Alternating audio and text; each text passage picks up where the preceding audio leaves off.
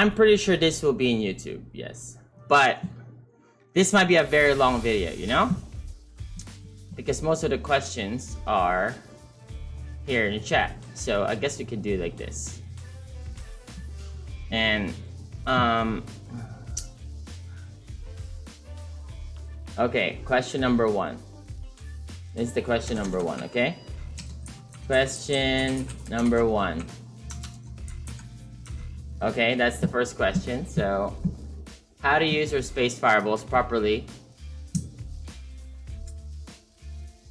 Yeah, in neutral. I'm too scared of being jumped in on by my opponents. Easy, easy, easy. Okay, here. So, in Street Fighter, if you notice, you cannot react. People, like when you throw a fireball, they can't react by a jump in to punish you. Does that make sense? Right? Because if that was the case, there would be no such thing as fireball game. Right? If they can react and jump. So, if you're afraid that your opponent might jump in and you want to throw a fireball, right? Then try to do some feints normal. Here, this is the normal range where your opponent will jump, around this range. Okay? It's around this range. Let's record this guy real quick. Block reversal. Let's put that so you can see what happens. Okay, anyways, this is the range where your opponent jumps. So don't throw committing normals or committing moves. There's two kinds of moves in a game, in a fighting game. It's like non-committing and committing moves. Okay, committing moves are fireball, heavies. Non-committing moves are light attacks that even if they jump, you can still block. See? Right? But if you throw a fireball, you die. Does that make sense? Right? So these are committing moves. These are committing moves. Die, you die, you know? These are committing moves, right? Heavies and fireballs are committing moves. So you throw light attacks. So you can still uppercut. So in this range. Don't throw light fireballs. This is where the thing is in fireball game, okay? Don't throw light fireballs around here. Because you're not necessarily setting up a fireball game in that sense, okay? You want to poke them. If you throw a fireball, a light fireball, this is 16 frame startup, they have more time to do something. Because it takes slower to come out and it's slower to travel to hit them. Your goal is to poke them, right? That's why you throw fireball, because to beat their normals. So you throw fast fireballs. So you throw heavy fireballs. This is 12 frames, there's no way he can react. Right? The problem with the heavy fireballs, the further you are, they're not as good.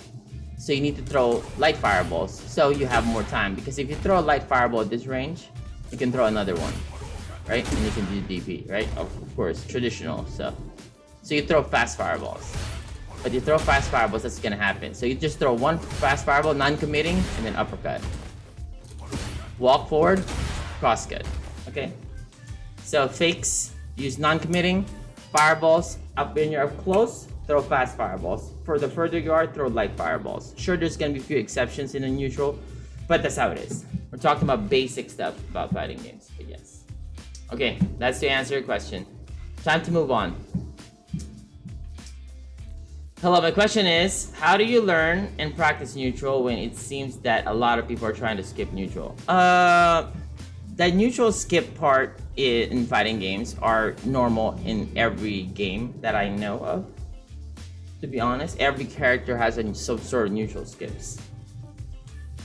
The neutral in general is basically how to stop the easy neutral skips. If you notice at the absolute highest level, the driver rush is not even as prevalent as it is in the lower levels. How do you play neutral? So in that sense, that's a lot of things you have to check.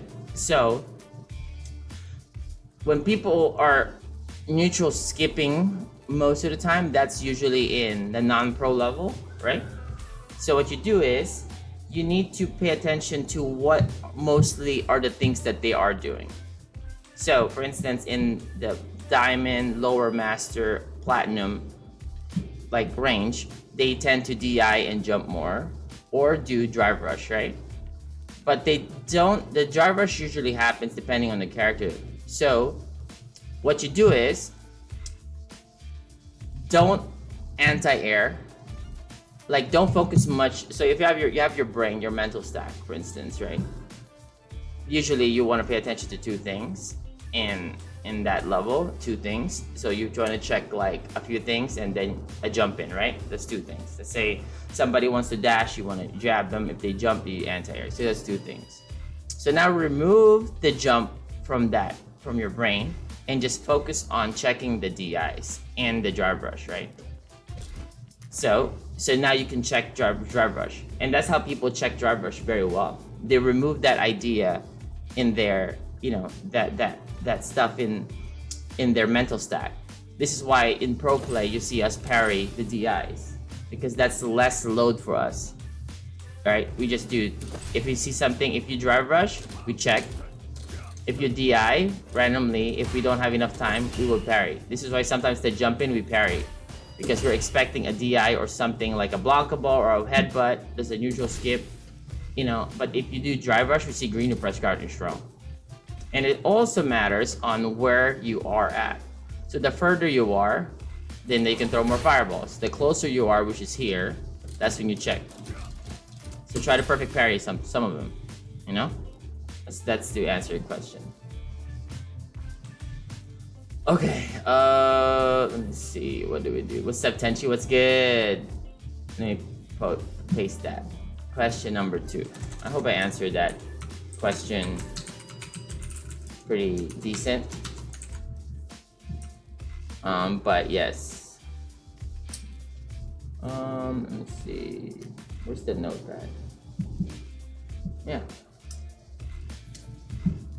So, it's like most of the time it goes like this, right? If you're fighting a character like Jury or DJ, which is super strong in the neutral skip department, the entire character is a neutral skip. This character is a neutral skip. They might as well change her name to neutral skip at this point. So, if you drive rush like that, which happens a lot in lower levels, right? Lower levels, they do that. Okay. So if you're here, if you're closer, you can do that, right? Even light attack. I suggest in the, see, this is what happens. This light attack is the best to check it every time. The problem is the further you are, it will whiff. Does that make sense? So the closer you are, you press this. The further you are, you press a slower button. Not that, that's too fast. This is 6, this is 1, this is 5, right? So you need to press a slower button. So the further you are, maybe you press, let me see, 2 MK, 8 frames. So the format is faster button, slightly slower button. That's usually how you check drive rushes. And remove anti-airs in your brain. That's on the lower levels. In the high level, we would still try to anti-air at times. And organize. Because like at the end of the day, at the highest level, the skill is how you organize your mental stack. What you're actually, because there's 5 or 6 or 7 things that's happening in the game, right? And those things, you cannot pay attention to all 6 of them. So the skill there is determining, oh, my opponent's options are these following, right? If these are their options, I need to key in on this, so the moment they do it, they get hit hard, Yeah.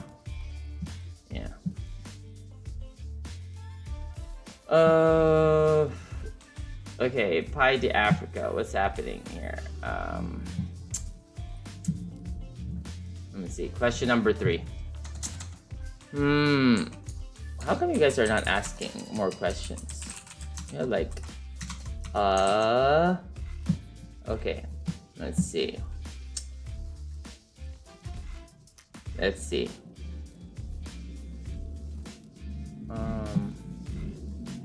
Question number 3.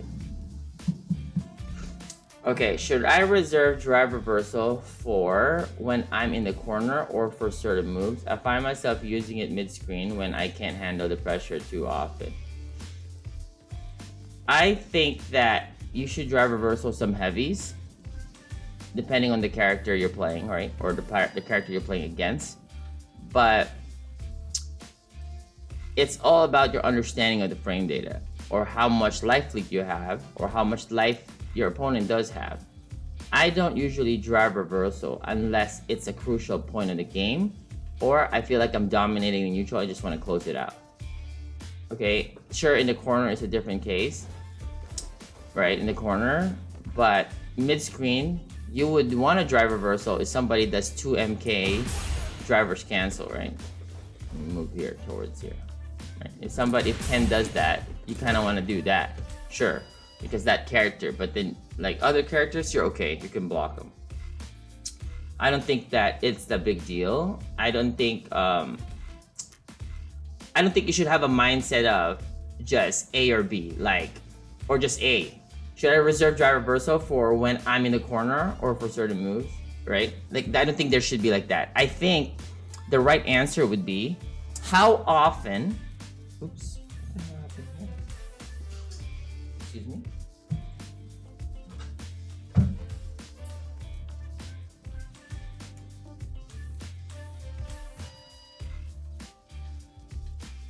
Okay, good.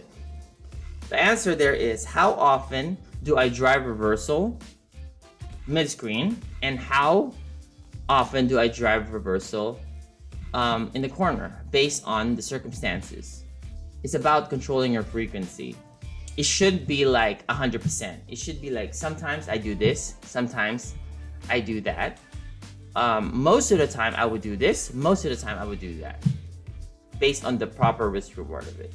Because if you're always drive reversaling, you would also not have damage, which is needed in the game, right? So that's the answer to your question. Okay, what do you know?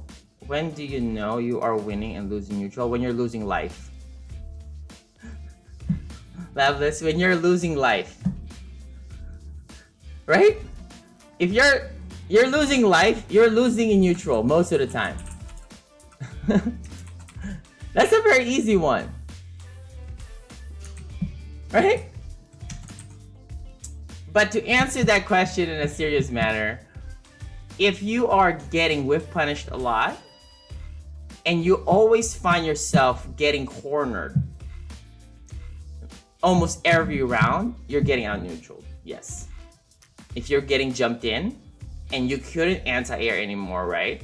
Because you're getting out footseed in the ground, or if you're not getting out footseed, you end up walking yourself to the corner because you do not want to get whiff. You don't want to whiff anymore.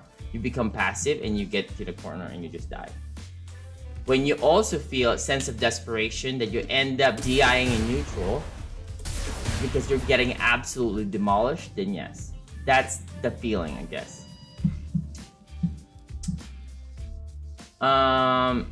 Dominion Plus, what's good? Hey, Fchamp, love your how to rank up video on YouTube. Keep at it. I wanted to ask, how can I level up my Oki and play with conviction? I'm a plat JP who's trying to get out of the playstyle of playing super defensive and playing more like aggressor, like Nemo. Thank you for taking the time. Okay, that's the wrong way to go with it. If you are trying to play more aggressive and level up your Oki, I think that's the level that you shouldn't try to do that. What you need to do as a player, if you're in that level, is to stabilize your gameplay. It shouldn't be working on your Oki. That's part of that. As you playing the game, you improve. What's the number sign? Okay, there we go. You should work on your anti-airs, your whiff punishes already, if you're plat, slowly, not to the obviously expert level, but you are not gonna mix up some people in that region of skill yet. And that's pretty competitive space already. The platinum to diamond, it's super competitive space. And if you're trying to go for Okis and stuff, you're going for the end game already when you haven't even started the march yet to go to the castle. Right? It's like your Thanos, you want to fucking snap your fingers, you don't even have all the fucking gems yet. You might not even have the Infinity Gauntlet yet. You're still trying to acquire it from the dwarves. Does that make sense? Right? So, learn the absolute basic stuff of your character first. The whiff punishing, the anti-airs, the proper zoning, how to counter DIs consistently, and anti-air better. You build those, you get stronger with those, right? Then you have proper understanding on what your opponent usually does by them jumping around, are they drive rushing. You need to be able to check those things with JP. If you're not able to check those, OK will be absolutely irrelevant. Think about, number one thing you gotta worry about playing a character that archetype is this. Stop worrying about your max damage, okay? Worry about how to hit your opponent more times that they hit you. And worry about how to get hit less, okay?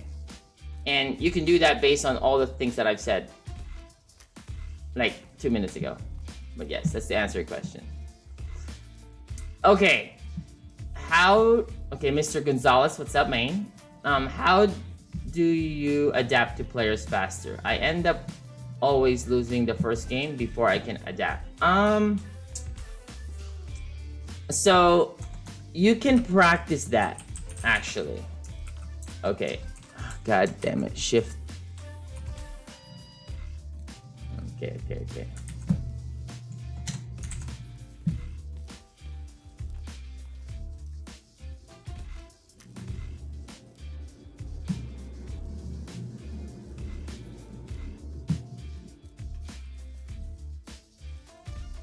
Okay. You can practice that. So, your strategy, I don't know what character you're playing, but let's say assuming it's like a standard character, I guess it doesn't matter what character. You can always adapt with any character. Let's say you have strategy 1.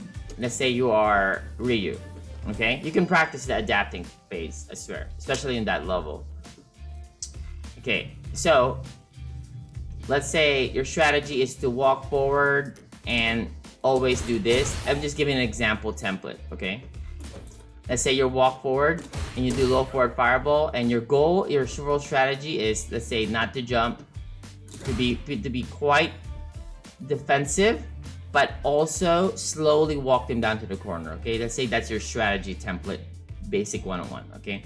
And that gets countered by somebody not walking back to the corner and just whip punishing you with this and playing better ground game, right? So what counters that strategy that Jury just did to you,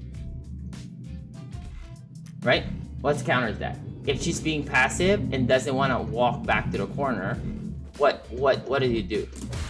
And you can't do this because she just keeps trying to whip punish you and doesn't want to walk back, so you don't get space, so you end up walking back.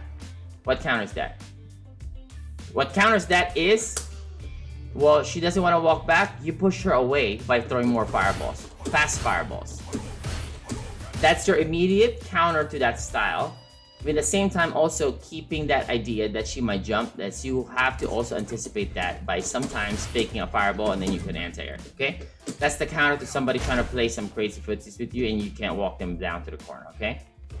But what does the next level of that, right? Is the Jury might jump, my DI might do the other thing. So you practice that too as well. So now you have 3 layers of ways to adapt. So now, when you go play somebody, and your first strategies don't work based on what they're doing, you actually already have an idea of what kind of approach you're gonna do in the absolute basic form.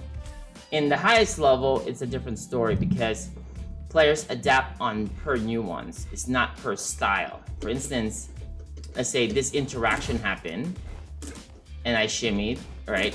That interaction that I, like this, and a shimmy, I gotta punish.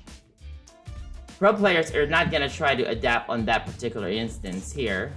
They're just gonna gauge the risk reward of the mix-up that you got the jump in, right? Like for instance, like, okay, you got to jump or grab, whatever, and then they're gonna make a decision based on the risk reward. You know, do I take the grab or attack or a backdash, whatever, right? That's not how they're gonna prevent that, because those are the things that you have to make some decisions. They're gonna prevent you getting this jump in. that one jump in and that one. So they're gonna air to air you before you even get a chance to do this again. So the adapt will be per nuance. It's like, how did you even get to walk in here all the way to get this jump, right? So what happens there is that I'm gonna try to stick out a normal before you even get a chance to get that cross up short jump in pressure, right? And then now the other person would make a decision, oh, you know what? I'm gonna try to whip punish that 2MK that you're sticking out. And then the entire chest starts all over again. But yeah, that's the answer to your question. How do you deal with opponents that shimmy jump on OP, huh? Don't tech, you anti-air. How to deal with opponents that shimmy and jump on Oki a lot? Press buttons. On wake up, if they're doing shimmy and jump, that means you're teching too much. Right? So you can do backdash, they neutral jump, DP. If they shimmy, you're okay. Or you press crouching short on wake up. Because if they shimmy, you get a combo. Okay?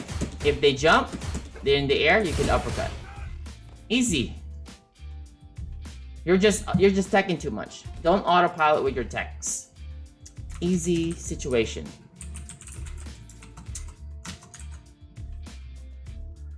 How do you determine what's the best guess on wake up when they are gonna throw or meaty? It's a guess. You have to make an educated guess in that one. There's no proper decision. At the end of the day, you have to make a guess. The fact that the only way you have the only way in order for you to prevent or be better than that is prevent yourself or improve in neutral so you don't get knocked down or get put in that predicament. There's no better way to guess. Everything's an educated, I guess, like decision in a way. Educated guess, I guess. Right? It's not necessarily somebody's super good at figuring out. There's a few OSs in a game, but they're not necessarily gonna help you like know every time. The fact that you're guessing too much in that situation, that means you are getting knocked down all the time, which is get good. Right? It's really simple. You can't, like, if somebody knocks you down all the time, you don't like, how do I figure out what to do when he knocks me down? How about let's figure out how to prevent yourself from getting knocked down consistently, that you have to keep guessing, and your entire game is based on how to guess better, right? I think that's bad. So you're probably getting out footsied a lot, getting comboed, getting cornered, and now you start teching, and then now you can guess better, and then you just die. This is how life is.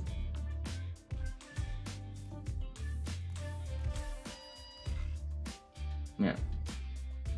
Okay, I'm a Diamond 3 Blanca, and I'm reaching a point where I find it difficult to open up players. Some players are so defensive that I get frustrated and get punished. My neutral options with drivers seem to get blocked most of the time, and I wish... yeah, so if you're Blanca,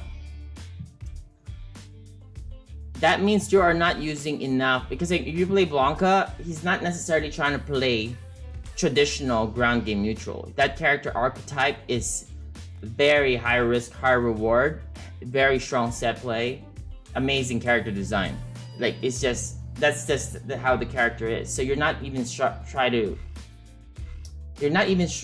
your goal is to not to play neutral. Your part of your neutral would be overwhelming your opponent with the options that you have. So it's either you have the drive rush roundhouse, you have drive rush grab, you have drive rush hops. You can also do 2MP with punish into drive rush cancel. You also have the jump and the Blanca ball, the rainbow ball. You need to do 2MK or short jab into electricity, short jab into the hop to the other side. Like, you need to, all of those things are all punishable, but when you put them all together, they're very hard to check, all of them. So the fact that your opponent being defensive and you're not able to open up, that means you're not expanding your options, your offense in that sense. Mind you, you also have a command grab too. So if you're walking in a certain range and you know they feel like they're so defensive, they're staking out normals and you don't know how to hit them up, you do your command grab, you know, the hop grab, and that will automatically scoop them because they whiff a normal, and then you end up going, you know, grabbing them. So you need to mix it up even more. Not mixing it up close, mixing it up once for you to get in. That should be the last problem that you have as a Blanca player. I swear. Like, everybody's goal is to be defensive versus Blanca. If you are not opening them up, you are not playing the character good enough, right? You're not using the options that you are given. So, that's the answer to your question. Boom. Boom, boom, boom, boom, boom, boom. You're welcome. Ugh. Okay. What's happening here?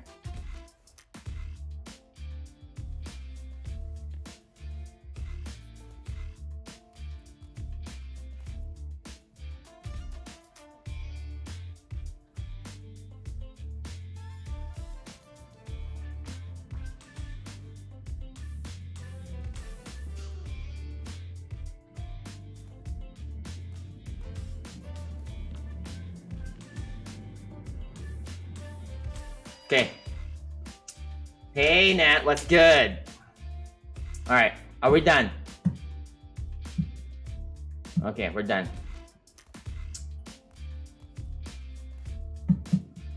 Whew.